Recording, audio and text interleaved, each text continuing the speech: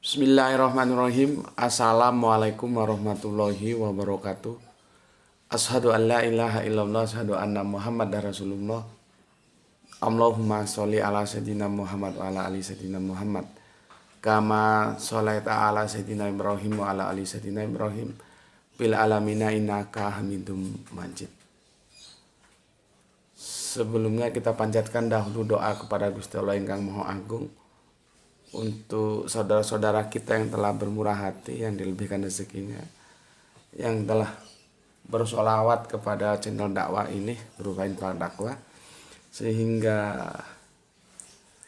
detik ini pun ya masih eksis channel kajian ini bisa hadir dalam ruang-ruang diskusi kalian semuanya tanpa terkecuali ya, dimanapun kalian berada, baik itu di dalam negeri sendiri maupun di mancanegara. Tentunya dengan sebuah harapan semoga sholawat itu menjadi catatan langit amal soleh bagi mereka dan keluarganya kelak. Dan insya Allah Allah akan membalasnya dengan balasan yang lebih baik lagi. Begitu juga untuk seluruh pewer terkasih dimanapun kalian berada, yang semoga selalu diharapkan ya, anti skip dan anti download itu supaya selalu always dan always selalu ya, sudah selalu always dan always selalu ya, artinya sangat-sangat ya kalau bisa diupayakan lah ya supaya ada iklan yang masuk ya, jadi anti skip dan anti download ya, jangan lupa. Dan untuk yang berkenan silahkan di share link-link kajian dari channel dakwah ini ya. Semoga itu juga menjadi catatan langit bahwa kalian telah mengambil peran atau ambil bagian dalam dakwah syiar Islam ini gitu ya. Semua itu diharapkan kepada seluruh dari kalian pewer terkasihku ya. Sekali lagi, baik yang di mancanegara maupun yang di dalam negeri gitu. Oke. Pengusir dingin dulu. Kopi morning. Bismillahirrahmanirrahim.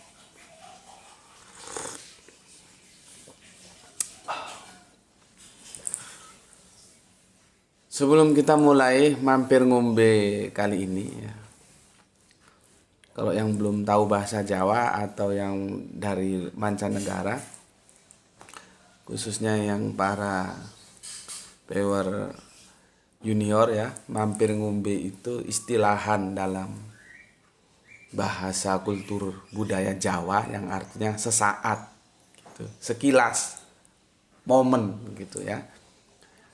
Jadi kajian ini kan bukan kajian utama, ini kajian tambahan gitu ya, menu adisional ya, tambahan. Nanti utamanya kan senja, yang biasanya kita unggah di Ba'da Isya pukul 19-an lah ya, malam. Sebelum kita mulai ya, kita mulai kajian ini sebagaimana waktu-waktu yang lalu, maka terima dahulu salam dari aku, salam Isra. Islam rasional. Islam rasional ya. Oke, itu menjadi slogan kita ya. Hari ini tanggalnya 19 ya. Harinya Jumat Pahing.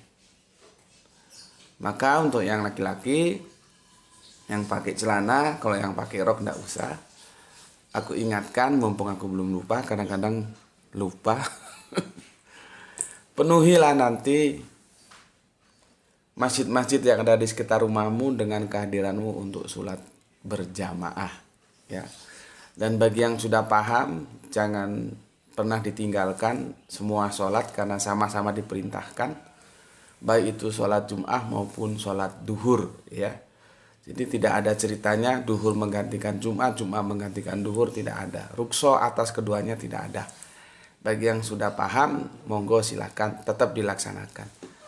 Kapan melaksanakan sholat Jum'ah? Ya kalau sudah waktunya masuk. Kapan melaksanakan sholat duhur? Ya kalau sudah waktunya masuk.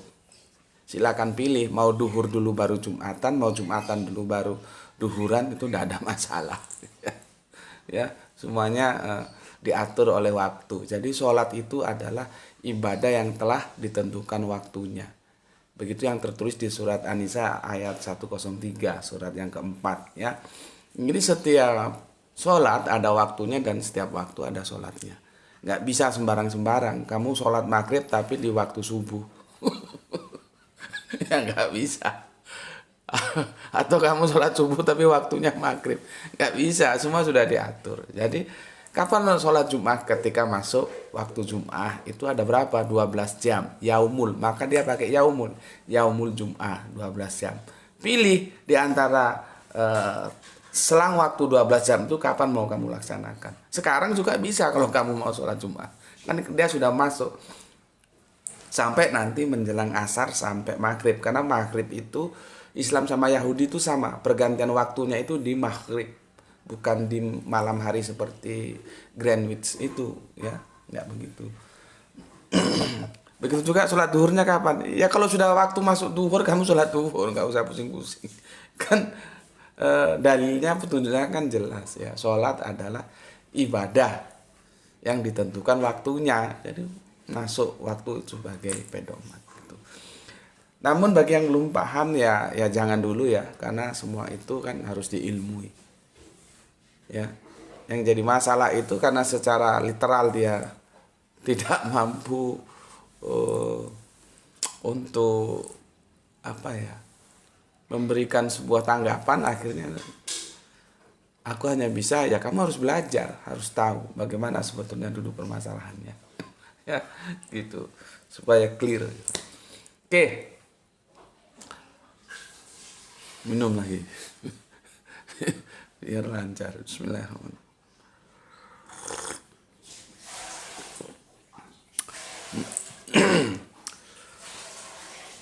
Sebelumnya aku bacakan dulu daripada nanti numpuk-numpuk ya, nggak terbaca. Jadi aku punya tanggungan kalian ya.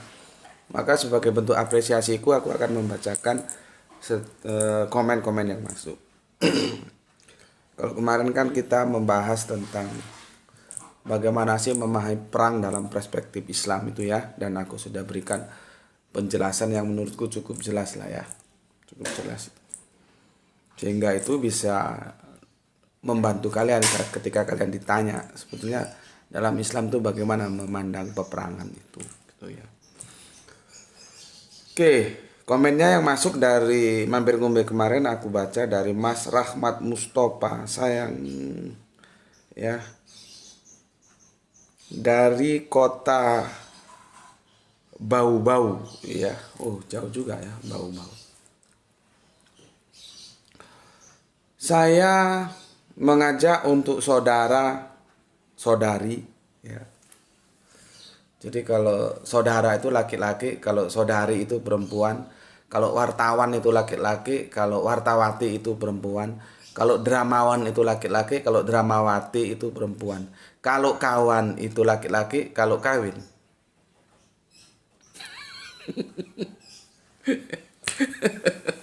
Itu kan lagunya Doel Sumbang ya. Makanya bahasa itu sangat diperlukan loh ya, bahasa itu sangat diperlukan.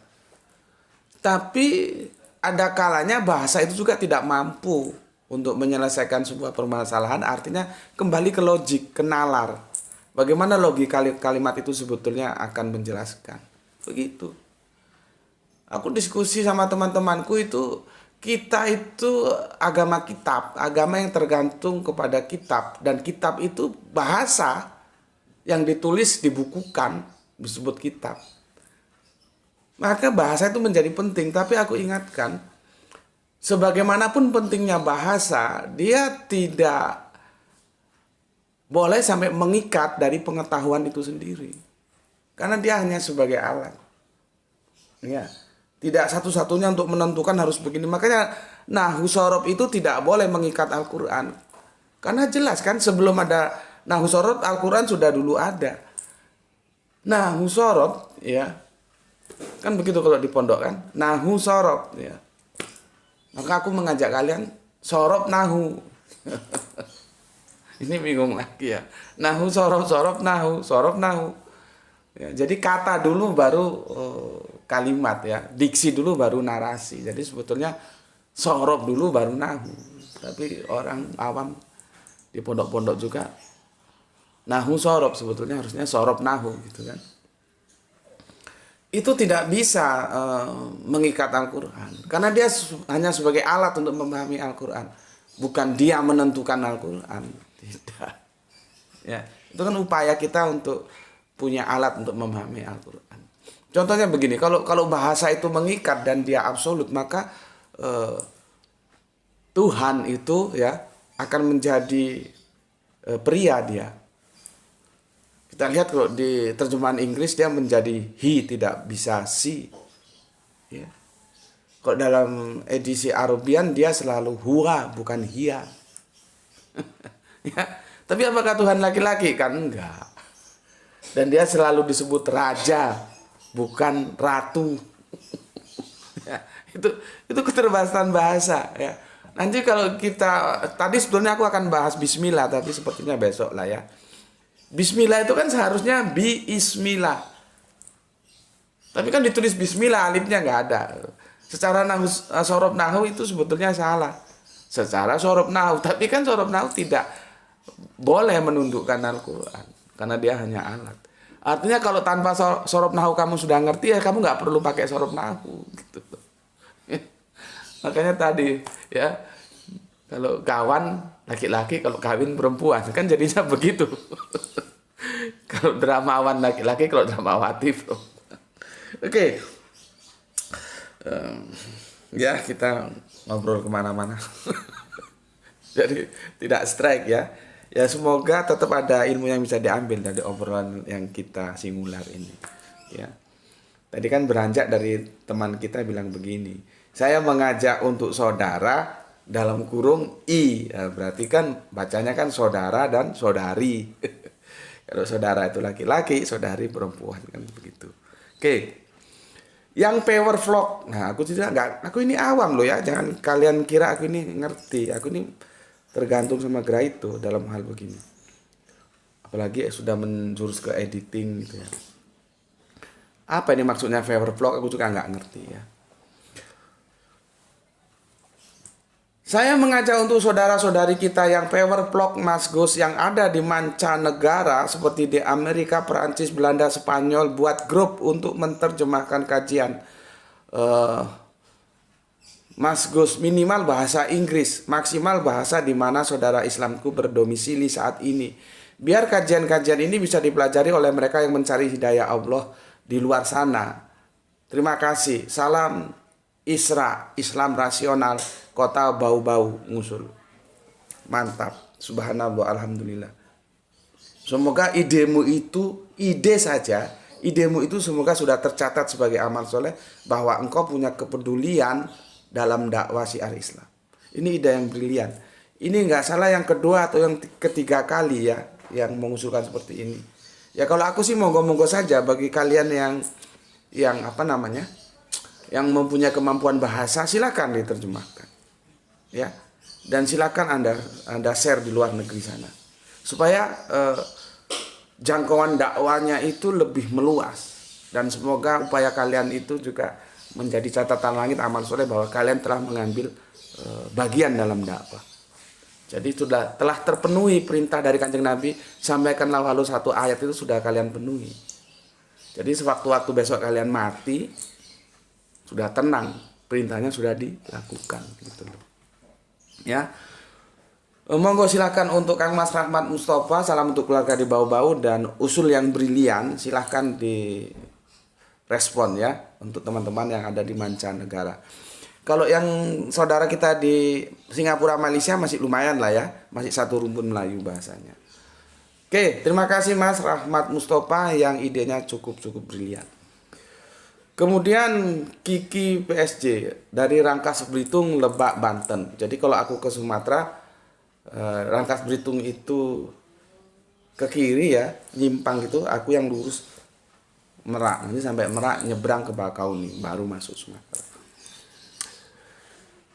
Nyimak, semoga Tuan Guru JM diberikan keberlimpahan rezeki dan kesehatan sekeluarga. Terima kasih atas doamu Kang Mas Kiki yang ada di Lebak, Banten, dan salam untuk semua saudara di sana. Kemudian jagoan kita mantan Syafir. Assalamualaikum warahmatullahi wabarakatuh. Alhamdulillah masih setia menyimak tausiah di channel Gus. Perang dalam Islam adalah untuk mempertahankan hak dan kewajiban. Mantap. Tidak ada istilah perang dalam Islam ditampar pipi kiri, diberikan pipi kananmu. Untuk ditabok sekalian ya. Dikasih hati, malah minta jantung. Tabiat Paulus. Ya kalau dikasih ditampar pipi kanan kasih pipi kiri nanti jadinya kan gemes. Dan kita sudah bahas itu ya.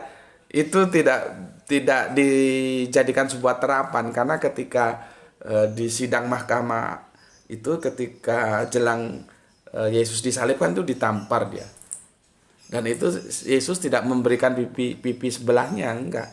Justru Yesus tanya, kalau aku salah tunjukkan di mana salahnya, mengapa engkau menampar aku? Kan begitu. Dan itu videonya sudah ada, silakan dilihat. Artinya slogan itu dipertanyakan kebenarannya. Siapa yang menyisipkan slogan tampar pipi kanan kasih pipi kiri? Itu enggak benar itu ya. Oke, itu sudah pernah kita bahas, videonya sudah ada. Terima kasih Mas mantan Syafir. Berikutnya Solah kita dari Bogor Asilamumu ya. Terima kasih atas doa-doa baiknya untuk para pahlawan kita yang telah gugur di medan juang untuk mewujudkan Indonesia yang merdeka. Oke, Allahu Akbar, merdeka. Yang punya Bogor Timur yaitu Abah Gelung ya. Ikut nyimak kajian Tuan Guru, salam Islam rasional. Oke, salam Islam rasional untukmu. Aku kadang-kadang suka keliru baca ini antara imah atau ilmiah ya. Sorry kalau salah baca, kadang-kadang terlalu cepat. Al-Fatihah untuk para pahlawan nasional. Oke.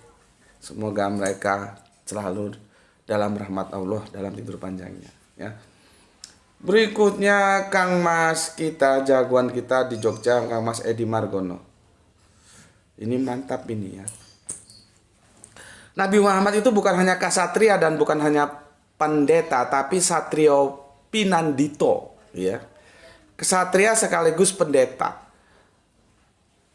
Tapang rem, bertapa sekaligus terjun di tengah keramaian. Jadi tidak hanya mengasihkan diri maksudnya. Hasil penilaian sangat tergantung kecerdasan dan prasangka penilainya. Khususnya seperti Bunda Maria, bagi yang percaya akan yakin bahwa dia wanita suci. Walaupun kehamilan tanpa suami itu sangat sulit diterima akal sehat. Bagi yang tidak percaya otomatis ia berkata kalau dia itu wanita pesundal atau korban pemerkosaan. Bagi umat Islam, pedoman utama ya Al-Quran, bukan terjemahan Al-Quran yang mungkin benar dan mungkin salah. Maybe yes, maybe no. Oke. Kalau dalam cerita wayang mungkin Nabi Isa itu identik dengan Prabu Yudhistira. Nabi Musa identik dengan Bima, maka Kanjeng Nabi Muhammad mungkin identik dengan Harjuna. Kuat dalam bertapa dan gagah dalam pertempuran. Terima kasih analisanya untuk Kang Mas Edi Margono. Oke. Yang salam untuk keluarga di Jogja. Kemudian Kang Mas Nurkolis yang ada di Brebes, salam Islam rasional. Terima kasih. Kemudian Kang Mas Ikhwan Tamim yang ada di Tangerang, Banten. Terima kasih. Salam Isra ya. Ini Kang Mas Rizal Wahyu ada di Rembang, selalu hadir Gus. Terima kasih. Oke. Kang Mas Rizal Wahyu dilanjut Kang Mas Wahyu 72. Ini yang ya, Wahyu itu ada dua ya. Ini 72 yang di Brebes. Yang satunya ada di Medan. Oke, terima kasih. Assalamualaikum warahmatullahi wabarakatuh. Waalaikumsalam. Kemudian saudara kita, jagoan kita dari Ambon, Halim Rais. Terima kasih, salam Islam rasional ya. Salam untuk keluarga di Ambon. Kemudian, ini dua kali dia komen, Kang Man Rahmat Mustafa. Minta maaf, berkonsekuensi, kompensasi dan harga diri Paman Sam Gus. Makanya Josbus nggak mau ucapan kata maaf, the real teroris. Fakta kan? Kalau sudah begitu, siapa sebetulnya yang teroris? Makanya di diskusiku waktu aku diundang menjadi narasumber dari bunda kita yang ada di Amerika itu, narasumber Kristen kan terlalu gegabah, akhirnya dia menarik diri. Kalau nggak ngerti itu jangan ngomong. Dia menuduh Islam itu teroris dengan adanya bom-bom sana sini. Tidak segampang kita hanya melihat apa yang terjadi di Indonesia, karena teroris itu sebuah permasalahan global yang itu ada ya, tidak bisa terlepas dari hegemomi kekuasaan sebuah negara adidaya terhadap dunia ini. Jangan ujuk-ujuk ada teroris, Islam yang disalahkan, Islam yang disalahkan. Enggak begitu. Ya. Dan kita tidak bisa menilai kebenaran ajaran agama itu dari orang yang memeluk agama itu. Karena bisa saja dia Islam, tapi dia tidak melaksanakan ajaran-ajaran Islam. Kalau mau mengkritisi, kritis saja ajarannya. Apakah ada Islam mengajarkan orang bom sana sini? Kan tidak ada. Dan fakta di lapangan juga yang jadi tukang bom tidak hanya Islam saja, dan di agama lain ada. Gitu. Cuman kan aku nggak mau komentari, karena nanti kalau aku komentari itu coba tonton diskusinya bagus itu ya. Cuman memang panjang sekali sampai malam sampai ngantuk aku. Itu ya tajuknya yang bagaimana Islam dan Kristen memandang kemerdekaan negeri kita ini. Ya, kan akhirnya lari dari gelanggang diskusi itu narasumber Kristen. Karena apa? Nggak tahu. Kalau nggak tahu jangan ngomong. Seperti yang dikatakan Kang Mas Rahmat Mustafa ini bagus. Sebetulnya siapa yang the real teroris? Itu. Ya, oke, itu hanya sekedar untuk membuka saraf-saraf, menjadi trigger sarafmu itu supaya berkembang, supaya nggak bodoh-bodoh amat gitu loh ya. Gitu. Oke. Kemudian Empu 99 hadir ya Gus. Didi nyimak Gus. Oke. Cainco ada di Borneo hadir. Perang dalam Islam defensif, bertahan dari serangan, bukan menyerang. Mantap. Oke. Jadi semua sudah pada paham, alhamdulillah. Jadi kalau ada yang bertanya ya sampaikan ya bahwa Islam itu agama yang juga punya kasih. Orang awalnya aja yang mungkin besok atau kapan bisa kita bahas. Awalnya aja didahului oleh Bismillahirrahmanirrahim. Gitu, ya. Tapi sayangnya ketika kamu ditanya, kamu tidak bisa menjelaskan, nah itu yang jadi masalah. Makanya kamu harus belajar Islam, ya. Dan belajar itu kan tidak harus di channel ini, channel lain juga banyak, pilihanmu itu kan ada di YouTube itu. Sehingga kalau ada pertanyaan, kamu bisa menjelaskan. Sehingga orang yang salah persepsi terhadap Islam bisa dikembalikan pada persepsi yang benar. Oh dia Gus tidak mau, sudah dijelaskan gini-gini. Bukan urusanmu. Itu bukan urusanmu dia mau menerima atau tolak. Tapi kewajibanmu untuk menjelaskan Islam. Gitu loh ya. Karena kan setelah kita jelaskan, itu belum tentu mereka mau menerima. Sama seperti Kanjeng Nabi ketika dakwah Islam, apakah semua Arab-Arab bajingan itu yang jahil-jahil itu mau menerima? Kan tidak. Ya ada yang menerima, ada yang tidak gitu. Tapi kan itu sudah di luar urusannya Kanjeng Nabi. Kanjeng Nabi hanya diperintahkan menyampaikan. Sama, kita sekarang mengambil tanggung jawab itu sebagai umatnya Kanjeng Nabi. Tugas kita hanya menyampaikan. Lihat itu di awal, setiap awal video kita kan itu ada, aku nukil itu ayat Al-Quran. Kita hanya menyampaikan saja. Gitu. Maka kalian harus belajar sehingga bisa menyampaikan. Gitu loh maksudku. Oke, sekarang kita masuk ke inti dari tajuk kajian Mampir Ngombe kali ini, yaitu tentang mukjizat. Ya. Makanya kalau ada orang tanya mukjizat, hari gini tanya mukjizat itu aneh gitu loh. Mukjizat itu kamu hidup zaman batu, sana kamu tanya mukjizat. Ini zaman sudah Android, kamu tanya mukjizat kan goblok gitu. Kalau kamu hidup zaman batu sana kamu tanya mukjizat. Makanya kan kita sudah bikin video mukjizat lagi, dikit-dikit mukjizat, dikit-dikit mukjizat. Bismillahirrahmanirrahim.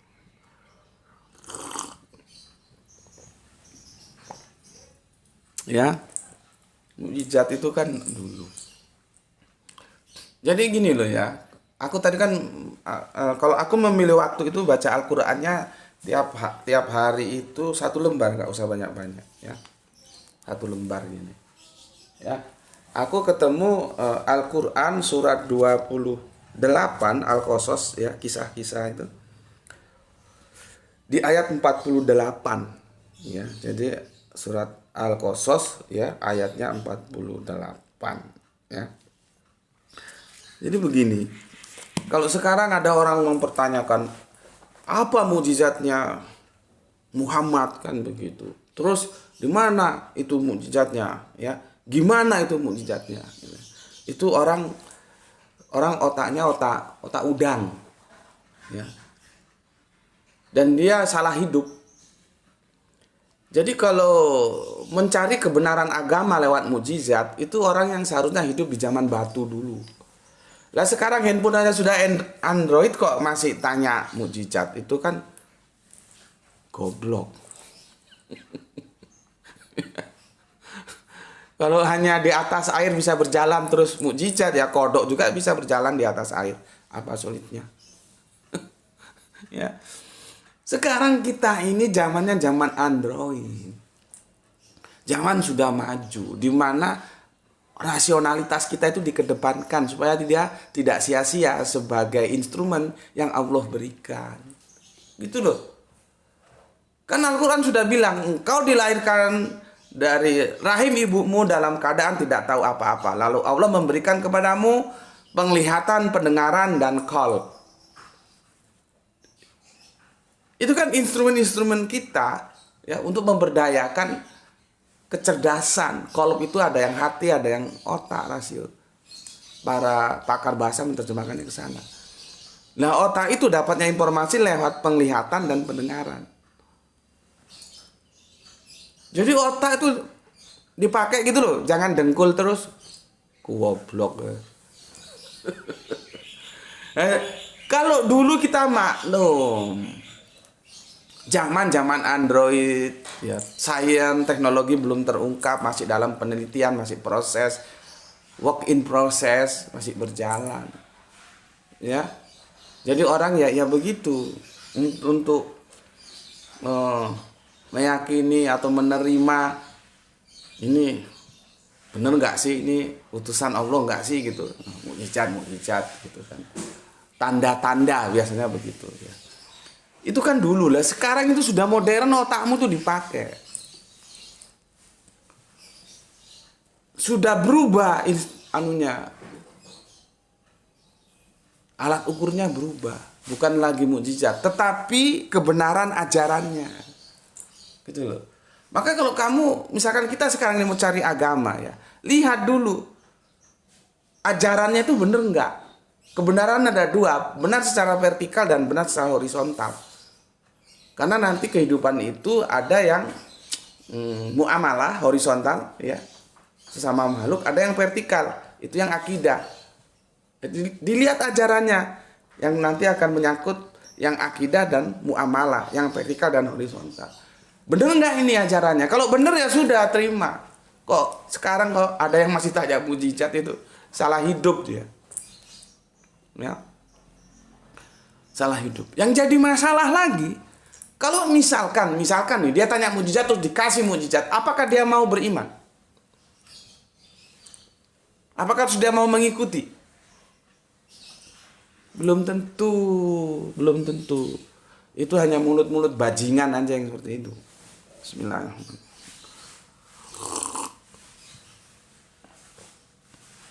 Karena apa? Aku sudah bilang bahwa sejarah itu kan berulang.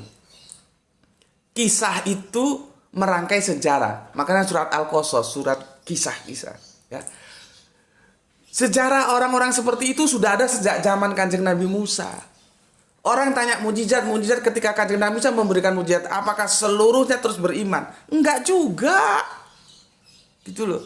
Jadi untuk apa dikasih tahu? Ya, seperti sekarang ini kalau ada yang tanya, apa mukjizatnya Kanjeng Nabi? Apa mukjizatnya Muhammad? Apa mukjizat? Kapan dia bisa menunjukkan mukjizat? Gue mau tanya, misalkan dikasih apa, lu terus mau beriman? Jadi bertanya itu ada dua kemungkinan. Bertanya, memang benar-benar dia tidak tahu.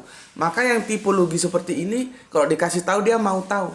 Tapi ada yang bertanya itu hanya karena dia ingin menyerang, menyudutkan. Nah, yang model anjing seperti ini, you kasih tahu, tidak kasih tahu, dia menjulurkan lidahnya. Karena tujuannya bukan mencari kebenaran. Gitu loh ya. Oke, dan sekarang kita merujuk ya ke Al-Quran surat Al-Qasas ayatnya yang ke-28. Ayatnya yang ke-48, surat Al-Qasas itu surat yang ke-28 ya. Aku bacakan begini. Bismillahirrahmanirrahim. Maka tatkala datang kepada mereka kebenaran dari sisi kami, Allah maksudnya, mereka berkata, ya, Mengapakah tidak diberikan kepadanya, maksudnya Kanjeng Nabi itu ya, seperti yang telah diberikan kepada Musa dahulu. Jadi nuntut dia untuk mukjizat, ya. Nuntut, aku ulangi ya. Maka tatkala datang kepada mereka kebenaran, yaitu ajaran Islam ini dari sisi Allah ya, mereka berkata, mengapa tidak diberikan kepadanya? Maksudnya kepada Kanjeng Nabi, ya. Seperti yang telah diberikan kepada Kanjeng Nabi Musa dahulu. Nuntut dia, ya. Lalu dijawab oleh Al-Qur'an.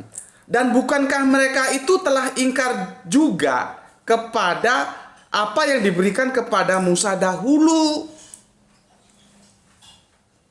Jadi zaman era Musa dulu sudah ada yang model begini. Ketika Kanjeng Nabi Musa dakwah, mujizatnya mana, mujizatnya mana? Ketika dikasih mujizat, ya enggak juga beriman gitu loh. Makanya kalau ada sekarang orang tanya mujizat, pertama secara tempus delicti itu orang salah lahir. Dia seharusnya lahir di zaman batu. Sekarang sudah zaman modern di mana otak dikedepankan kok dikit-dikit mujizat. Yang pertama. Yang kedua, kalau benar-benar dikasih mujizat, apakah dia mau beriman? Belum tentu. Bisa seperti ini karena Al-Quran sudah menggambarkan, menceritakan, mengisahkan yang terjadi pada Musa dulu. Minta mujizat dikasih mujizat, beriman semua? Enggak juga. Gitu loh ya. Oke. Mereka dahulu telah berkata Musa dan Harun adalah dua ahli sihir. Nah, malah ditelikung. Nabi disebut ahli sihir. Yang membantu ya. Dan mereka juga berkata sesungguhnya kami tidak mempercayai masing-masing mereka itu. Nah, nampak toh? Kalau sudah nggak percaya ngapain lu tanya? Goblok. Kalau orang nggak percaya itu kasih tahu nggak kasih tahu ya memang dia tujuannya tidak mencari kebenaran. Awalnya legal standingnya itu dia memang sudah tidak percaya. Adapun pertanyaannya itu bukan dalam rangka dia cari tahu benar salah sehingga dengan itu dia bisa menentukan percaya atau tidak. Karena dia sudah hanya pada satu sisi, dia tidak percaya. Apapun yang kamu berikan, dia tidak percaya. Ya sudah, biarin aja kebelangsang. Ya, jadi begitu. Kalau ada orang sekarang tanya-tanya mujizat pertama, dia orang salah lahir. Tempus deliktinya salah. Harusnya lahir di zaman batu. Yang kedua, memangnya kalau lu dikasih terus lu mau beriman? Ya. Oke, itu dulu kajian kita ya. Aku ingatkan ya, hari Jumat ya. Jumat Pahing ya. Yang pakai celana ya, yang pakai roksi ya nggak usah ya. Yang aku pakai celana ya, laki-laki silahkan penuhi dengan kehadiranmu sholat Jumat berjamaah. Oke, semoga kajian kita kali ini ada manfaat yang bisa kita ambil ya. Pesan dari aku, jaga Allah, jaga Kanjeng Nabi, jaga Al-Quran, jaga imanmu itu menjadi milikmu yang paling dalam, tetapi jangan lupa tetap memberikan hormat kepada saudara kita yang memilih jalan lain. Oke, bismillahirrahmanirrahim. Sampai ketemu nanti di kajian utama kita di senja nanti ya. Semoga kita mendapatkan rezeki yang barokah, kesehatan yang prima sehingga dapat melanjutkan kajian-kajian kita. Alhamdulillahirabbil alamin.